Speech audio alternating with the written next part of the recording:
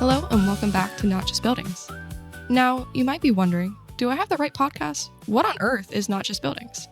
Well, listener, I'm pleased to tell you that we have renamed Chamber Vibes to something that more accurately reflects the purpose of this podcast, which is to tell the stories of businesses, nonprofits, and institutions in the area of Bedford, Virginia, which we do by talking to the real local people working behind the scenes. Plus, the new name is pretty catchy, and it's inspired by longtime Chamber and board member Bill Moss, who always says that businesses aren't just buildings, they're people. Thank you, Bill, for your years of service to our chamber and business community. We appreciate you. Anyway, thanks so much for sticking with us as we grow, and if you're new to the podcast, we're glad to have you join us as we kick off 2026. Now, for our official introduction, welcome to Not Just Buildings, where we interview the local people behind businesses, nonprofits, and institutions in the area of Bedford, Virginia. My name is Foster Garrett, and I am the Director of Marketing and Events for the Bedford Area Chamber of Commerce, which is a membership organization whose mission is to serve as a catalyst for local business success, a convener of regional leadership, and a champion for a vibrant and resilient economy. However, before we get to the interview, I would like to highlight some of our upcoming programming and events. We offer a little bit of everything for everyone, so I encourage you to stick around to learn more about what's next. But if you want to just jump straight to today's interview, no worries. You can find all of our programming on bedfordareachamber.com, and I'll drop our phone number at the end of this episode, so make sure to listen all the way through. As I mentioned last week, we have added a new smart networking event, and I am super excited. This one is all about Canva basics, and it's on July 1st from 9 a.m. to 11 a.m. at the Bedford Area Welcome Center. I am extra excited to tell you that we have made a cutoff point for this because we already have 15 of you registered and we opened it up like 4 days ago. So thank you everybody for your interest. I hope that it will be very impactful for you and your business and your personal skills. If you are a beginner with Canva, or maybe you've been making some designs but don't feel very confident and you just want to expand your marketing toolbox, please join us for this. It is free to chamber members, as all of our smart networking events are, and only $15 for non-members, which basically covers 3 cups of coffee for you. But we are very excited to have this going on. Canva has been something that we've been asked to do a workshop for a very long time. And when we were at our marketing smart networking session last month in May, I asked the room, I was like, raise your hand if you use Canva. And only about half of the room raised their hands, which is crazy. As somebody who is Adobe trained, I kind of poo-pooed on Canva at the start, but now it has really grown into a robust tool, and you can use it to make pretty much anything and make it look really good and do it very easily. So I encourage you to come out and join us. Maybe you've never used Canva before. This is a really great opportunity to put your heads together, have us guide you through it, and learn from all the other people in the room. Beyond that event, we do have a couple other things going on in July. On July 9th, we'll be going to the Bank of the James Stadium for a baseball game where we'll go have 2 skyboxes and get to watch the Hill City Howlers play baseball, and we'll be eating lots of different game food. It's all free, and it's exclusive to chamber members. So if you're interested in coming and doing informal networking, having kind of a VIP experience, and just enjoying America's favorite pastime, please come join us. We are super excited for this. About half of the tickets are gone already for that event. If you want to bring your partner or your children or a friend, please feel free. It is member exclusive, but we are super excited, and I hope that you'll join us for that. We have some other things going on, but like I said before, you can learn about everything I just talked about and more on bedfordareachamber.com. And you're always welcome to reach out with questions. The chamber would love to hear from you, whether you're a chamber member, a community member, or just a listener who enjoys our podcast. But that is more than enough for me. Without further ado, please allow me to introduce today's guests, Robert Hiss and Shelley Basinger with Bedford County, Virginia. Welcome to the podcast. All right. Thanks to be here. Thanks for having us. Of course, I'm super excited to do this. I always love listening to Robert talk about the county. I know you're like, ugh, but I've seen you do a presentation twice now, and every time I learn really great information. And living in Bedford and representing Bedford through the chamber, I always feel like I know like a lot about it, but I always learn more. And I feel like it's just really good information for people to know. So before we kind of jump into it, would you both please tell us a little bit about yourselves and then about the county. All right, I'll go first. I've been here in Bedford County for 7 years now. Time has flown by. For better or for worse, I've been doing city county management my entire career since I've been about 25 years old. Oh, wow. I've worked in Georgia and Virginia.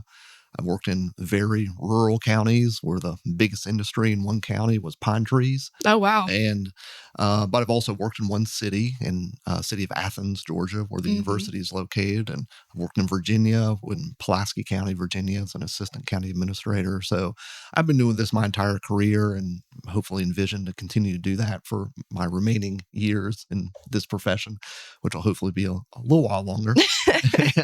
and I'm just personally, my wife's a middle school teacher at Liberty Middle School. I got 2 boys. Both are in college right now. We're about ready to be empty nesters come this fall. So if there's a podcast support group or something, then I'm all about get signed up for that. So that's about me for right now. Oh, that's awesome.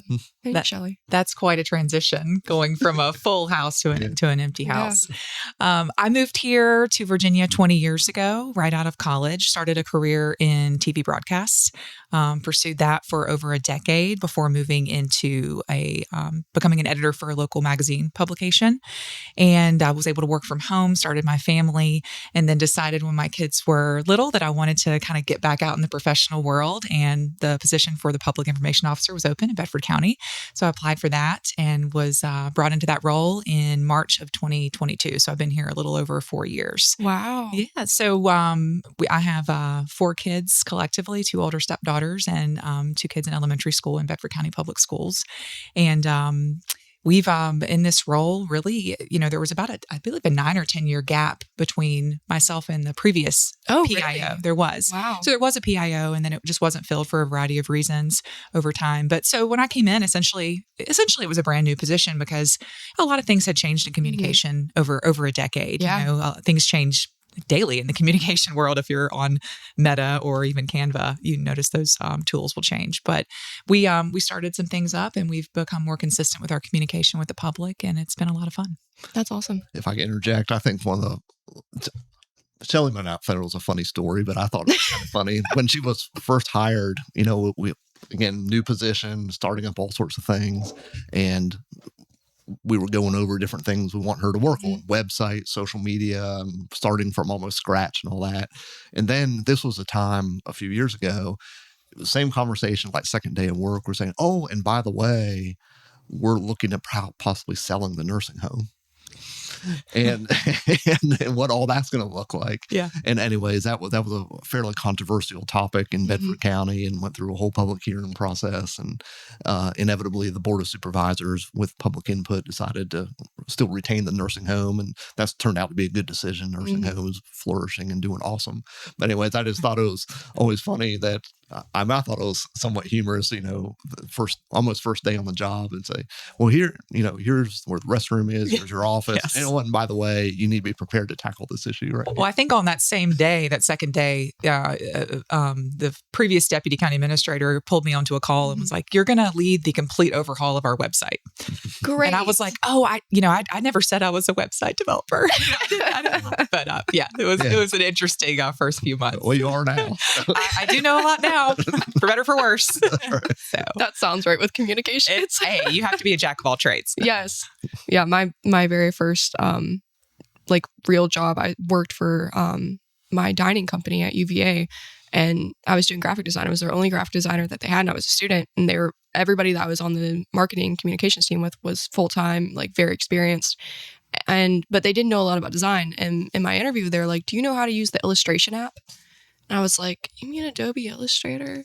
And they're like, yeah, that sounds right. Do you know how to use that? And I was like, no, but I can figure it out. Trial by fire. Yes. Trial by fire. Yep. Fake it till you make it. Yes, exactly. And now look where we are. That's right. Well, that's awesome. Well, let's kind of dive into Bedford County. Do you guys want to give an overview of what the county is to people that maybe know a little bit about it, but treat them like they don't? Well, from a county government perspective, in a lot of ways, we provide some direct services, but we also create and manage a lot of systems. So I think that's kind of an interesting dichotomy, differentiator. Because a lot of folks say, well, what do my tax dollars go to? Well, we may not always have direct services. And we have solid waste where you can take your waste to the landfill or the convenience centers. And we have parks where, folks enjoy different outdoor activities and so forth. But we also have a lot of systems, whether that's 911. There's a whole public safety net for the community, whether it's sheriff's office, fire EMS, 911. So you have a public safety system. You have a social services system. We partner with the state with that, but everything that's regarding, social services, from older adults to child abuse issues to foster care and everything in between.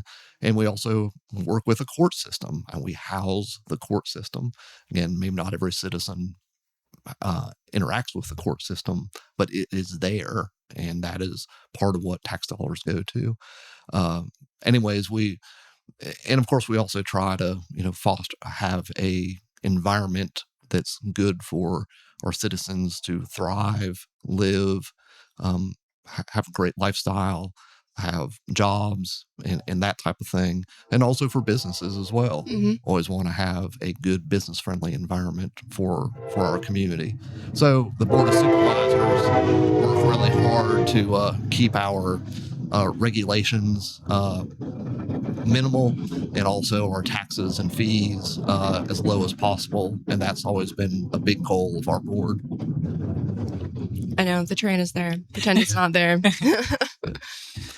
I think that's a really good point, though. There's just like there's a lot of moving parts. There's a lot of infrastructure to what you provide to people, and a lot of it is unseen unless you're kind of plugged in or you need those services.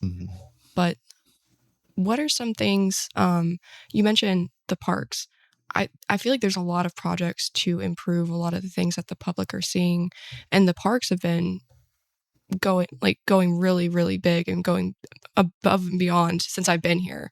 Back in Bedford. I'm from here, but in the past, 3.5 years, you guys have had a lot of different projects with the parks. You have your new community development department with its own entrance and everything. Do you want to talk about some of the initiatives that you guys are kind of working on? Yeah, from a park perspective, a couple years ago, we completed a parks facilities master plan. And because really we didn't have a good roadmap as to how do we want to spend money to improve our facilities. And so we went through a whole process with that. And out of that, we have a wide variety of different projects for upgrades for our facilities. I think one of the big messages that came out of that with the Board of Supervisors is that we want to make sure that we're maintaining and improving what we have. So a great example of that is when I first came here, and for a few years while I was here, the Bedford Avenue Park in town, that's a county-owned facility, was really neglected. I mean, you had weeds in the tennis court falling apart. Basketball court was terrible. Virtually non-existent.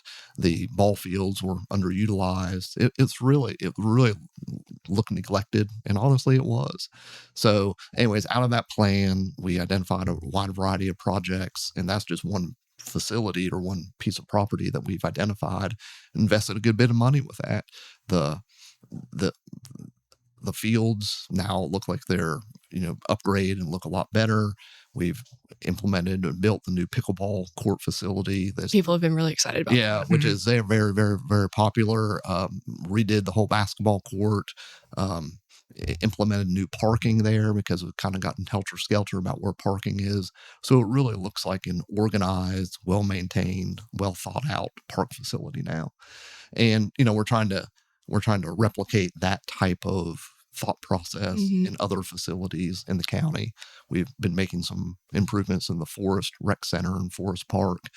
In our plans, we also have upgrades to some of those community facilities, those buildings that different entities and groups and families rent out for family reunions, birthday parties, and whatnot. Those facilities need to be upgraded and modernized. So anyways, it's a lot. I would say the theme of all this is taking care of what we have and just trying to bring it up to a more modern, safe, attractive standard that people can have pride in visiting and enjoy the assets that are there. Well, I think you guys are doing a great job.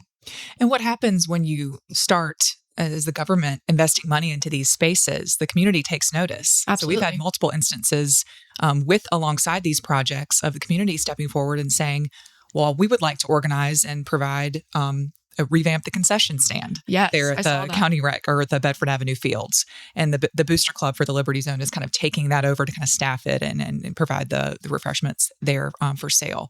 We had a local Girl Scout group come forward, and they wanted to provide a conversation board at the ADA playground. It was just a small supplement, but they raised money for that. And there's some other things behind the scenes that are happening to maybe supplement the ADA playground as well from the community. So when we step forward and take care of a neglected space and bring it up to speed, that starts to kind of generate more community partnerships. And I think that that's really important.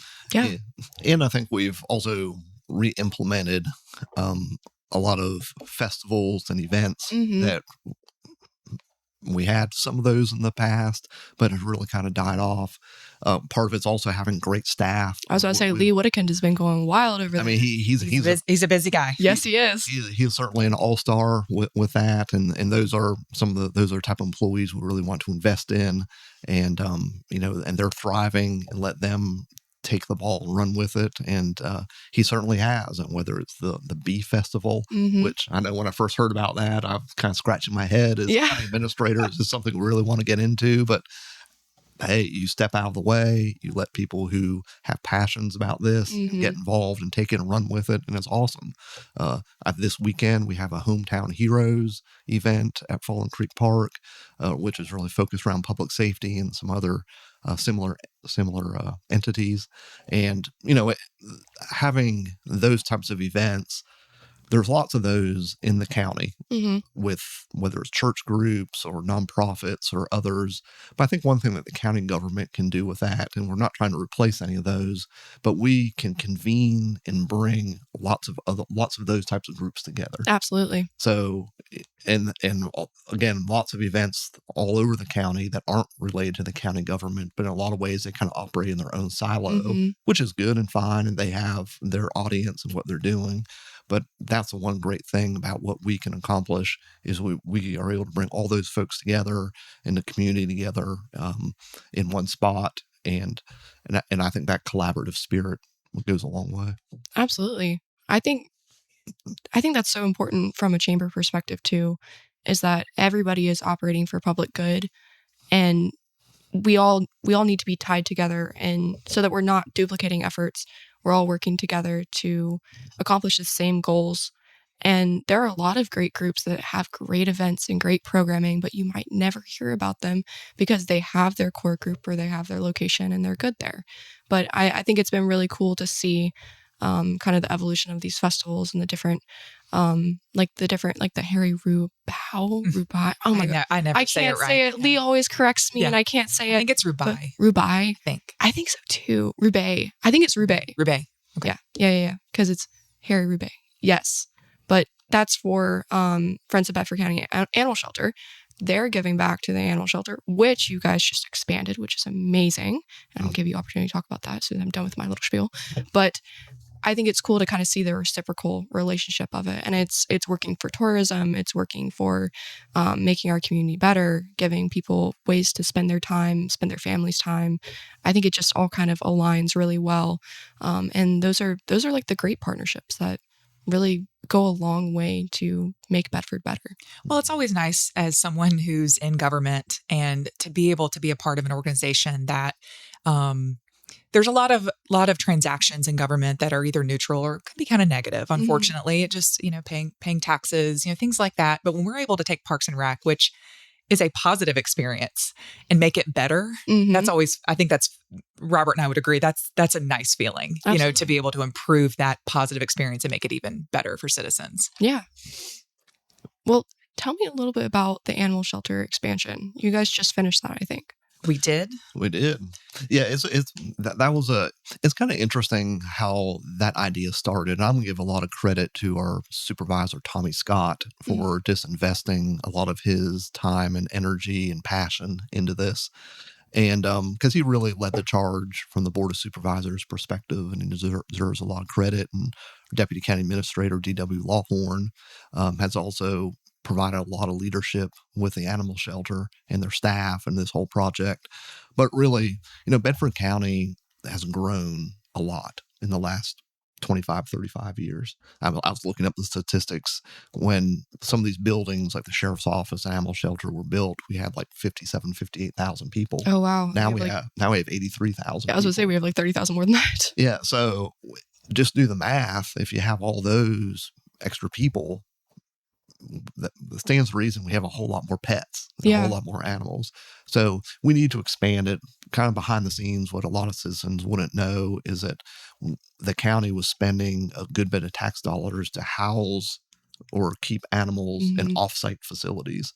And we were paying a premium cost in order for that to happen. So with one project, $1.5 million project with 40 additional dog kennels, a better cat and kitten room and outdoor dog runs and so forth, we're able to now bring almost all of those animals back into one facility. We can care for them better. There's better opportunities for adoption in all one spot. And it's just been a real great project, very well received in the community. And it went very seamlessly as projects can go, I think. And anyways, it's going to benefit the county for a long time. And we tried, to make the facility have a little bit of more of an identity versus just the Bedford County Animal Shelter with, no pizzazz or anything. We created a logo. We've got some marketing materials. We have some T-shirts for the staff. And I just think that creates a sense of ownership.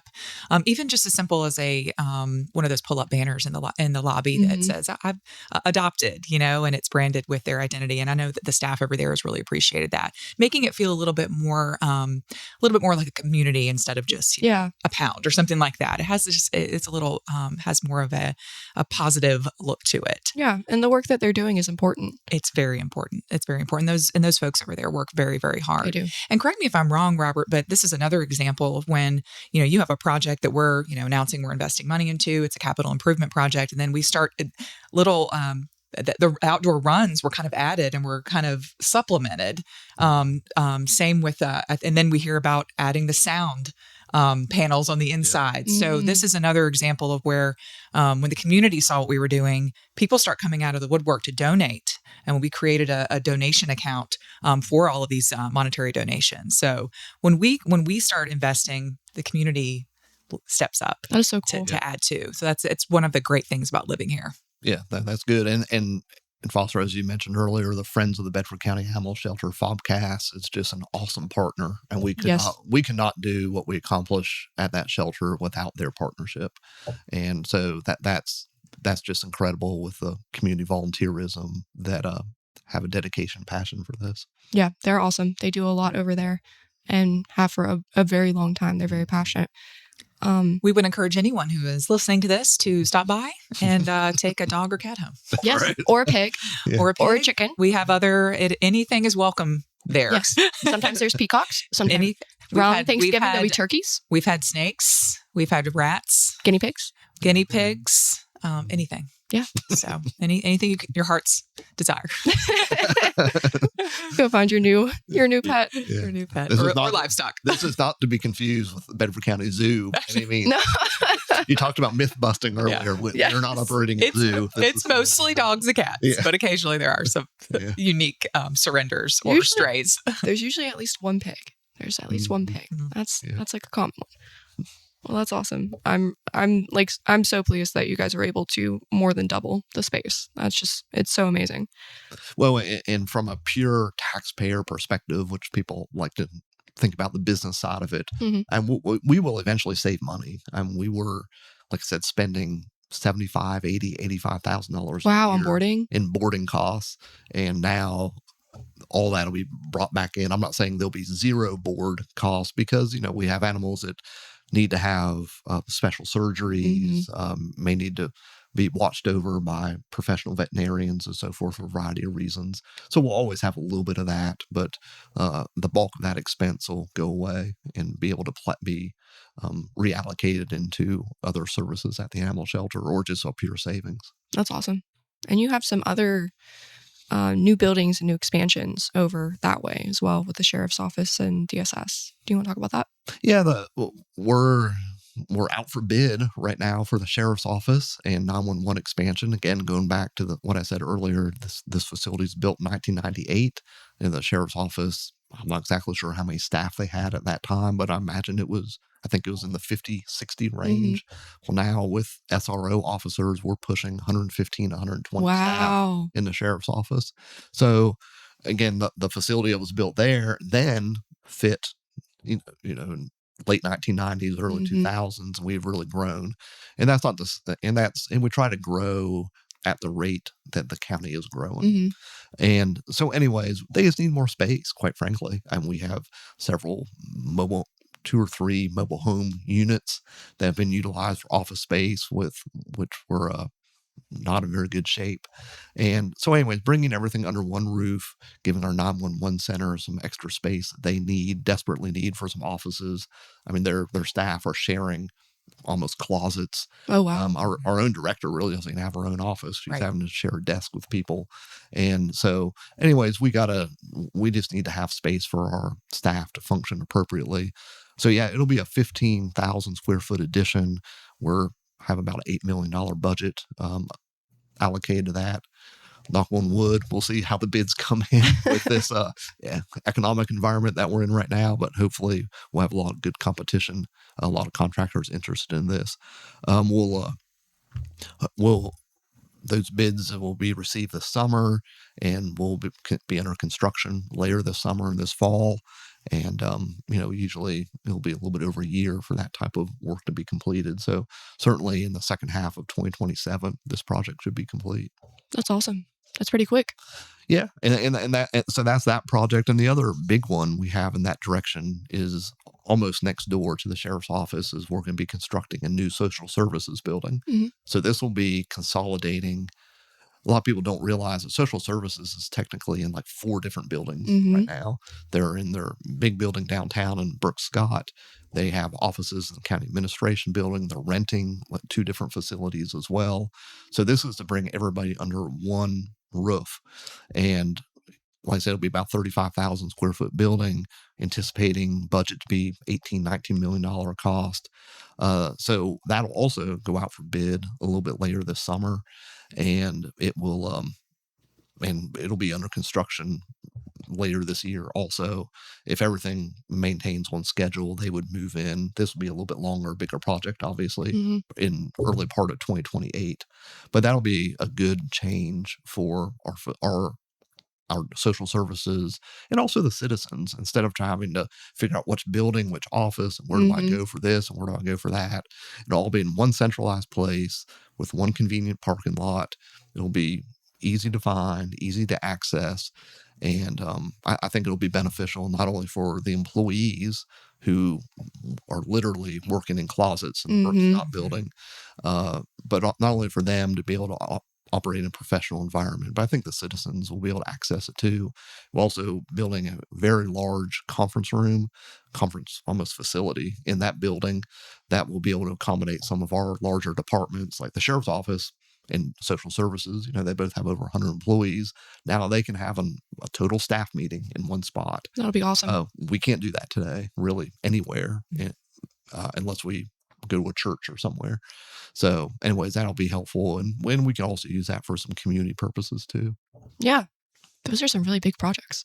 Well, and I know that staff input from social services was sought for this location. And to echo what Robert said, they are thrilled to be under the same roof as one another. I know this is going to be incredible for them as a team building. Yeah. And we've worked really hard from a financial perspective in order to make these projects a reality. We have a lot of financial discipline in what we do day to day, month to month, and how we prepare our budgets. Board of Supervisors make a lot of very good and quality decisions about not only setting ourselves up for one budget year, but also looking forward. So, we have some debt service rolling off with some school projects, and we're able to substitute that with some debt service especially for the social services building. But, for some of these projects, big projects, we're in a position we can just pay cash for, which is also helpful. So anyways, we're financially in a very solid position in order to make these things happen without any type of tax adjustments. And we're at 41 cents, which is one of the lower tax rates in Virginia, certainly around this area. And we're able to be able to accomplish all these things at that low of a tax rate shows that we have a lot of financial discipline and look long term and how we're planning to spend money appropriately. Well, Robert, you said the B word, budget. Yeah. It's budget season. Do you want to talk about some of the highlights? Yeah. So as exciting as you can make in budget. Yeah. The budget post-mortem, so to speak. Yeah. But you're acting like you aren't excited to talk about it. Yeah. I'm excited that we're done with the budget process because it can be a grueling process. It's a $140 million budget that the county has. Of course, the school system also has over $100 million budget as well. We have a nursing home budget of $10 million. We have a solid waste budget of $7.5 million. So there's a lot of moving parts with the entire budget. I would say one of the big themes with this year's budget is our fire and EMS. Mm-hmm. We went through a strategic planning process as to what does the future of fire and EMS look like in Bedford County. And really not a big surprise, but one of the things that came out of that is that we need to start transitioning to some more staffed facilities and stations. We've relied on volunteers for decades, and that has worked awesome. It's been very cost effective for the community, and our volunteers have done an awesome job, and they continue to do great work, and they respond to calls every day, all day. But there's too many calls. Mm-hmm. And they can't keep up, and they're burning them out. And some stations are better equipped to handle that call volume than others. So we need to start stepping up as a county and start plugging some holes.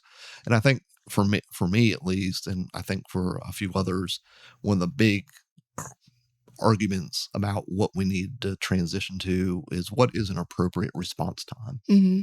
and some other metrics, and getting away from, I'm just glad that somebody showed up, to we're showing up in a certain period of time, and that's our expectation. That's what our goals are. And of course, there's good reasons to show up in a quick manner, whether it's with EMS or a fire. That kind of self-explanatory. But in order to arrive at a certain time with the right piece of equipment, you got to have that strategically placed throughout the county, and we need to invest in some more staffed facilities. So this year is a start of that, where we're going to be adding another EMS truck into our rotation. We currently have budgeted about 6.5 trucks every single day. Mm-hmm. So we'll be adding another one, so we'll be about 7.5 staffed 24/7. And also, we're setting ourselves up to start to get into with some new administrative positions, so we can the following year get into staffing at least one fire station. So that will be our first foray into a staffed fire facility. We've had staffed EMS facilities for a number of years, with volunteer rescue squads supplementing that. So this budget, long story short, is this budget has a significant amount of investment into that, whether it's with equipment or with people. And that was probably one of the bigger themes out of the budget. And the Board of Supervisors are really investing heavily into our fire and EMS system. That is awesome. And again, this couple other quick things is that kind of going back to the same vein of taking care of what we have. There's a lot of things behind the scenes that people may take for granted, but this happens. You know, we have to invest, in a new chiller replacement in the courthouse. I mean, that just doesn't happen. It's a $500,000 project. Wow. So, but you have to have that. I mean, you need to have a courthouse functioning with air conditioning and heat. Yeah. So anyways, we have a process in order to replace some of these bigger pieces of equipment. Also, Parks and Rec, we talked about earlier, a couple of years ago, we acquired Independence Park in the town, and there's a water facility there. There's a little lake and a dam. And anyways, we have a project where we have to repair the spillway and some pond dredging, and that's $250,000 to do all that. But you have to do it because it's part of the draw of the property. Draw of the property. Yeah, the fishing pond. Yeah. So anyways, that's something that's in the budget. And we have other projects in that vein that are in our capital budget. And of course, we work with the school system. School system had asked for a good bit of funds. And that's always kind of a push and pull between the school system and the county. Where do we end up in terms of what we fund the school system? And we are funding them more than what we had in the past. I mean, we're adding another $600,000 of operational costs to their budget, which is less than what they wanted. But we also, just last night, the Board of Supervisors officially voted to supplement their health insurance system with a $3.5 million contribution to their health insurance fund for their employees. So you're saying, well, how does that help the school budget? Well, a significant amount of their school budget, goes to help offset some of the health insurance costs for their employees. So by helping them with their fund balance and their health insurance, that allows the school system to then keep their health insurance costs more affordable for their employees. So anyways, there was a lot of work on the school budget, and there's a lot more work that's going to have to be done in the next couple of years with that. Exciting stuff, Robert. No, it is really important. It's just, I think there's so many big numbers that you're throwing out there, and I know that all of it is expensive, right? But for me, working at the chamber, having a $0 budget, where I'm happy that when I bring in $100 for sponsorship, like, it just kind of goes straight over my head. But I'm really glad that you guys are investing in EMS. I see them out recruiting a lot, as they should be. And I asked the other day, where are you kind of at with your numbers for staffing? Where would you like to be? And they're like, well, we're like at 55 right now. And when we're adding the new truck, we'll need to be at like 75. I'm like, that's like 20 more people. That's a lot, especially because they have to be certified before they're hired. So that's a lot of processes to get the right people in and to keep them. I think it is really interesting too, whenever I go out and I see them at like job fairs or whatever, it's BCSO, then EMS, then 911, and they're all together. And I think you kind of have to think of them, like you said, as public safety. They all kind of flow together. They all work together. If one of the pillars isn't, fully staffed or functioning properly, then they all kind of suffer for it. And I'm really, really glad that 911 is getting their new space, because they are critical to our community and to safety, and they do great work. And that is a very hard job. That is a tough job. It's grueling. We had a communications officer, what was it, last week, in the last couple weeks, that delivered a baby. Oh my gosh. Gave instructions over the phone. And that was a first for him. It was Mark LaPrade. I'm not sure if I'm saying his last name right, but this is the kind of work that they do. Yeah. That's of course a very big story. But he got a stork pin. They have a stork pin they give out. Oh, that's awesome. But yeah, they do great work, and often very unsung. Yes. I believe. Yes. And I mean, I feel like I had never used like emergency communications or EMS or sheriff's office when I like grew up here. I felt like I never saw them, never interacted with them. But over the past 3.5 years, I mean, things happen. And every single time their response has been great. They've been very helpful. I've always felt very like taken care of. And by the end of it, the situation has been resolved. So that's a good thing. That's a very good thing. Yeah. But they're great people, and I'm glad that they're getting these improvements. Is there anything else that you want to kind of highlight? Any other improvement? Yeah, I would do a little bit of bragging. Okay. if you don't mind. Just please. On our broadband success. Yes. I mean, so we've got a decent amount of publicity with this. Shelley's been part of helping that as well. About our broadband success. Really, there's only us and a couple other counties who have performed at a high level in deploying broadband to our citizens over the last 5 or 6 years. Mm-hmm. We are definitely a state leader in that area. So we've had a great team. Again, a lot of counties don't do this. I mean, they just kind of treat broadband as a little project, and we'll kind of get to it when we get to it. We've really dove in, and we have great work on our staff by John Putney and our county engineer, Eric Smedley. Those two have been the dynamic duo on staff in terms of keeping this thing moving forward. And of course, Shelley's been an integral part of that with her public information and maintaining websites and so forth. Also, we've had 2 Board of Supervisors members who have been involved with this for a number of years, Edgar Tuck and Tommy Scott, and they deserve a lot of credit for the time that they put into this. Again, I don't think a lot of other counties have put together a team in order to work this through. And anyways, we're at a point where we're about like 95% of of buildings and structures across the county that did not have access to broadband have that now. That's amazing. And for a county our size, that's pretty awesome. When we're done, it's going to be, I was talking to John Putney the other day, he said it's going to be around 25,000 passings. The passing is going by a building of some sort that did not have broadband before that now have access to it. And that's awesome. We're like 95% through. There's one more project left out there. It's some federal money, and that'll be it's like 1,600 passings that still need to be completed over the next couple of years. It's kind of a cleanup round of addresses that may have been missed, and our local business Zytel got the award for that, so they'll be hopefully starting that work this summer and completing it in a year or so.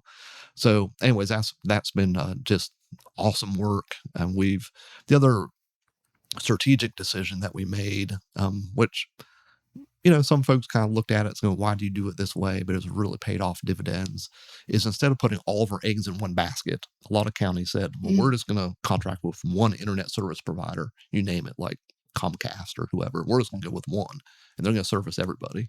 Well, we decided to let competition do what it does.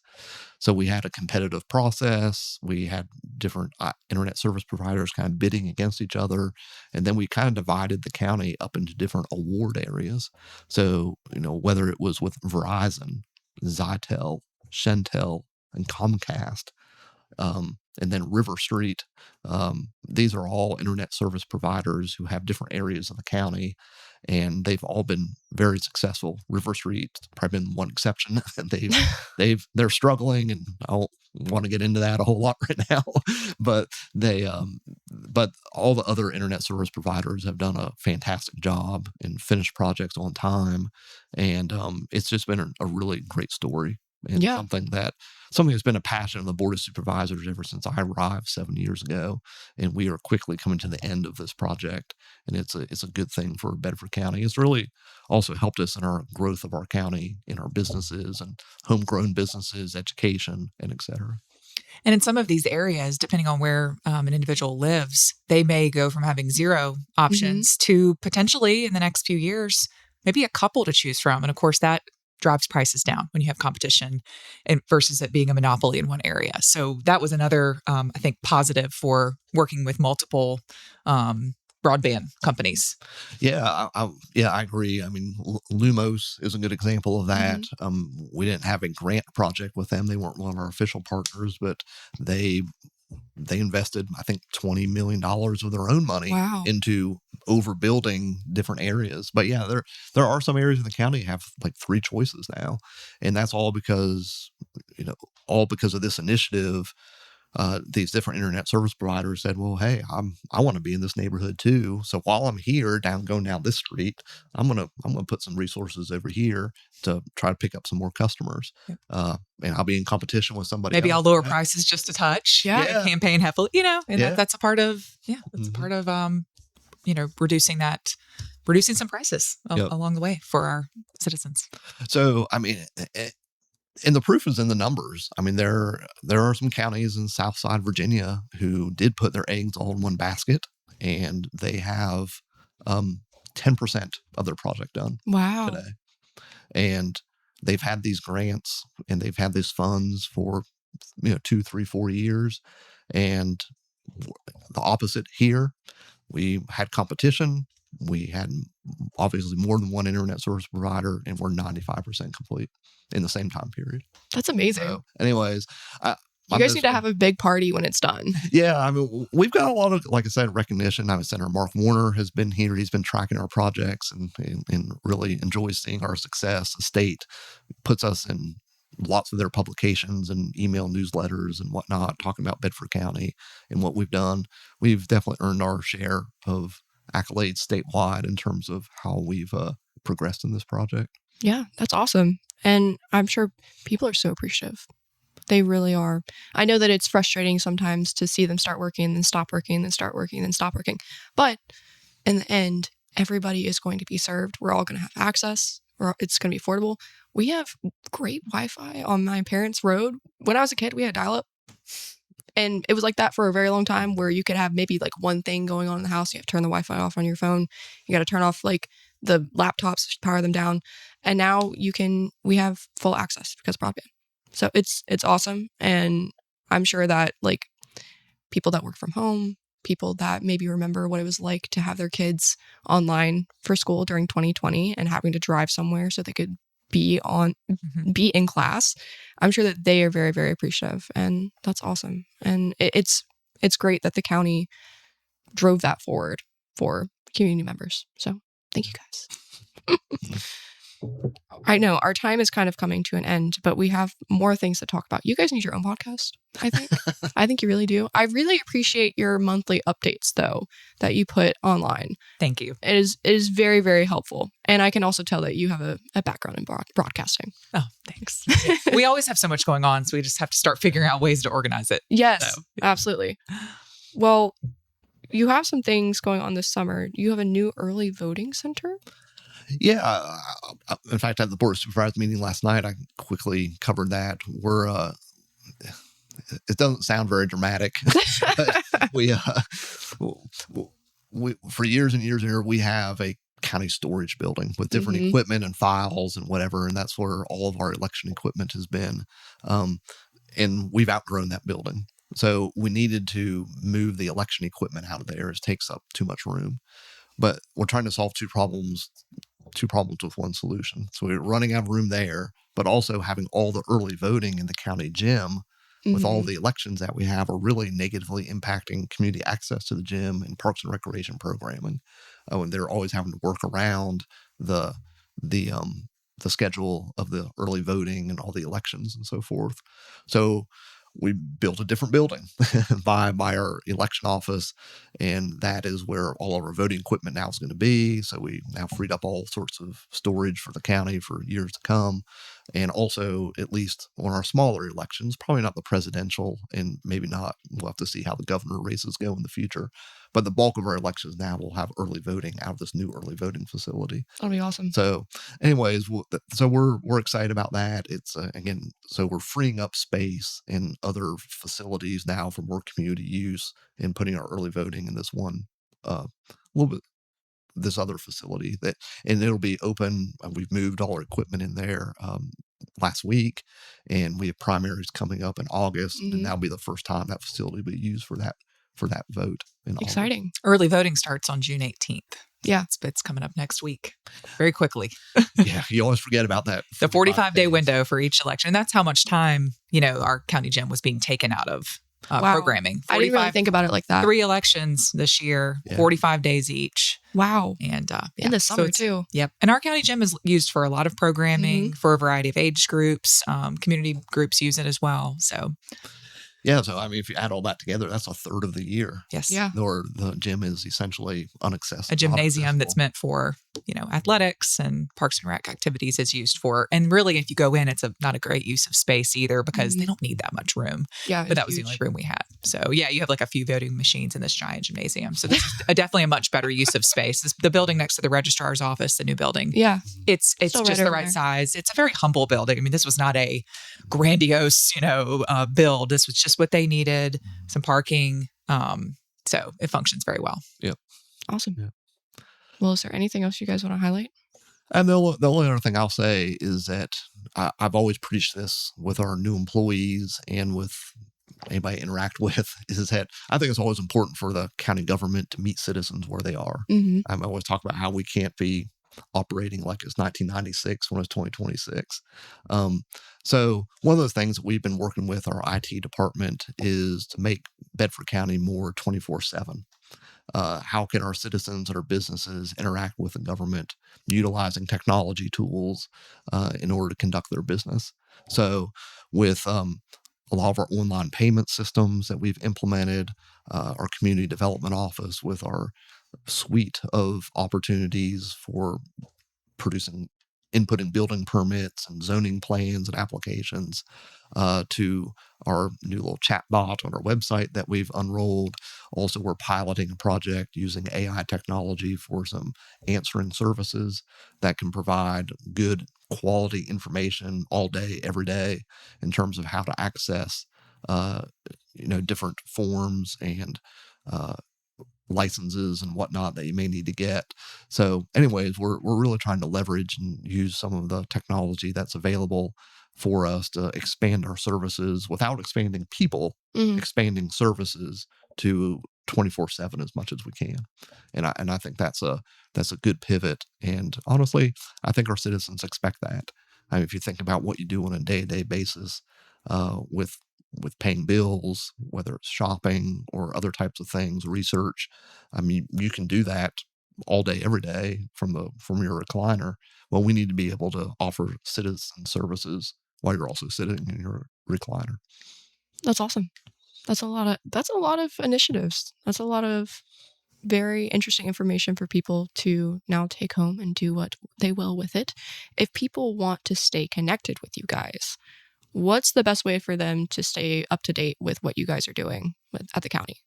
A few different ways. Of course, follow us on social media. If you do that, we're on Facebook, Instagram, and LinkedIn. And of course, that's our main pages for Bedford County, Virginia. But we have numerous other department pages and accounts, Parks and Rec, Fire and EMS, for example. Our website, bedfordcountyva.gov, of course, has a plethora of information. We are unrolling our chatbot on that this week. We had tested it out a couple weeks ago and then took it down to make some changes. Now we're putting it back up, so it'll be ready to go for folks. You can subscribe to email notices. So that's a great way to just get direct emails from us whenever we make website posts, that could be press releases, could be monthly updates, like you mentioned. And you can subscribe to that at bedfordcountyva.gov/subscribe. So that would probably be the main ways that I would say to stay connected. Of course, come to a board of supervisors meeting. I always encourage people to do that. I know most folks can't do that all the time. They have other things going on, sports, what have you. But I would recommend citizens just come to one meeting. They are on the second and fourth Tuesdays of the month at 7 p.m., unless otherwise noted. And that could just be a great way to get to know the government process a little bit, even if you can't attend every week. And of course, those are streamed on YouTube as well at Bedford County, Virginia. Yeah, I think it's important for people to be plugged into the happenings of local government because it's your community and you want to know exactly what's going on, and also get to know the people that are on the board of supervisors. Absolutely. And see who are the people that are representing you and what kind of their focuses are and their initiatives, and see what kind of the conversations are on the days. Yes, absolutely. Well, thank you both so much for joining me today. This has been awesome. Yeah. Thanks for having us. Yeah, thanks for having us. We'll have to do it more often. I was going to say, we're going to have to do it again. Yeah, that's right. You guys need your own. I'm telling you. You need your own. Just one more thing for Shelley to do. Hey, Robert did most of the talking. Hey, he needs his own platform. He does. I don't know about to that. think on that. Well, giving you food for thought. Well, thank you guys again. This was awesome. Thanks. All right, thank you. You're listening to Not Just Buildings, hosted by the Bedford Area Chamber of Commerce and produced by Media Squatch. There are so many great people working together to make the Bedford area a great place to live, work, and do business. And we hope that by telling their stories, our listeners are able to become more connected to our community. After all, there are so many hidden gems, services, resources, and amazing opportunities just waiting to be seized right here in the area of Bedford, Virginia. If you liked this interview, I have great news for you. New episodes come out every week, and we have lots of episodes for you to catch up on in the meantime. Episodes are available on Media Squatch Plus, as well as Spotify, Apple Podcasts, our weekly newsletter, Facebook and website, and anywhere else you can find podcasts. If you want to learn more about us at the Chamber, we encourage you to check out our website, bedfordareachamber.com, or give us a call at 540-586-9401. Thanks so much for listening, and keep an ear out for the next episode of Not Just Buildings.